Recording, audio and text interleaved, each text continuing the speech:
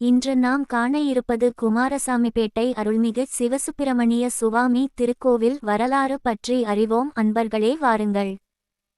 கோயிலின் அடையாளம். பெயர் அருள்மிகு சிவசுப்பிரமணிய சுவாமி திருக்கோவில். இடம் குமாரசாமிப்பேட்டை, தர்மபுரி மாவட்டம். முக்கிய தெய்வம் சிவசுப்பிரமணிய சுவாமி. ரசீது. வரலாறு. இந்த கோயில் பல நூற்றாண்டுகள் பழமை வாய்ந்தது. சிவசுப்பிரமணியர் என்ற பெயர் முருகனின் பரமேசுவர வடிவத்தை குறிக்கிறது. முதலில் ஒரு சிறிய மண்டபம் மட்டும் இருந்தது. பின்னர் மக்கள் வேண்டலால் விரிவுபடுத்தப்பட்டு பெரிய சன்னதி அமைக்கப்பட்டது. யாரால் கட்டப்பட்டது? பக்தர்கள் தாங்களே நேரடி பங்களிப்பில் அண்மை காலத்தில் புனரமைத்துள்ளனர். சிவபெருமானை தந்தையாய், முருகனை மகனாய் வழிபடுகிற மரபு இங்கு நிலவுகிறது. முக்கியமாக முருகன் பக்தர்கள் இந்த கோயிலை வாழ்வுக்கு அருள் கொடுக்கும் வள்ளலின் ஸ்தலம் என நம்புகின்றனர். கந்த சஷ்டி விழா சூரசம்ஹாரம் நாடக வடிவில் நடத்தப்படுகிறது.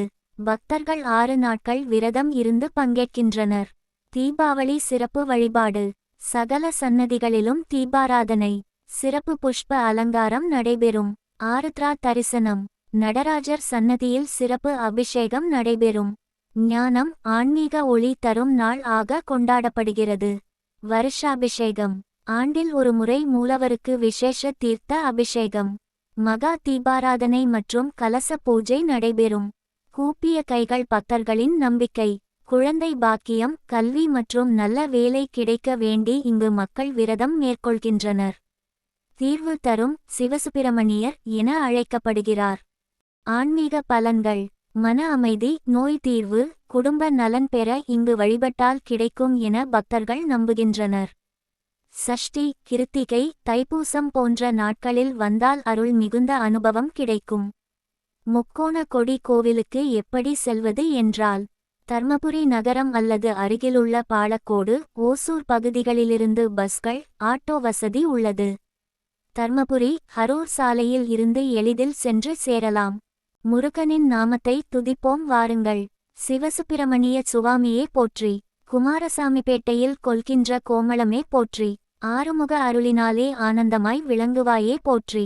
சிவனருள் பெற்ற சிறப்பான மகனே போற்றி. முருகா முருகா என முந்தும் பக்தர்க்கு வழிகாட்டுவாயே போற்றி.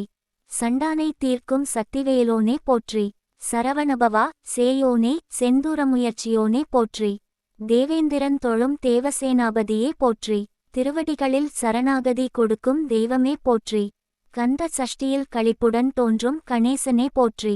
கருணை காடும் கனிவான குமரனே போற்றி. பதங்கமாய் வந்த பக்தரை காத்தருள்வோனே போற்றி.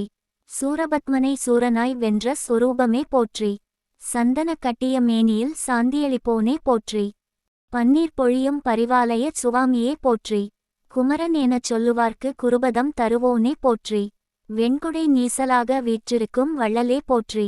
மயில் வாகனத்தில் மிளிரும் மைந்தனே போற்றி. வேல் கொண்ட இருள் அகற்றும் வீரமூர்த்தியே போற்றி. வள்ளி தெய்வானை மணமுடித்த மணாளனே போற்றி. கண்மணி போல காக்கும் குருநாதா போற்றி. கருணைக்கடலில் கலந்த நற்கிருபையே போற்றி. நீராடும் தீர்த்த பெருமை தரும் நாதனே போற்றி. 5 முகம் கொண்ட ஐயனின் ஞானச் சுடரே போற்றி. மாணிக்க மேனியிலே மகிழும் முருகனே போற்றி. கந்தன் திருநாமம் கொண்ட கண்ணுதலே போற்றி. சண்டிகையின் செருப்பில் வீற்றிருக்கும் சக்தியே போற்றி. பசும்பொன் கண்ணில் பத்ம அருள் காட்டும் பரமனே போற்றி. வல்லரசும் வணங்கும் வள்ளலே போற்றி.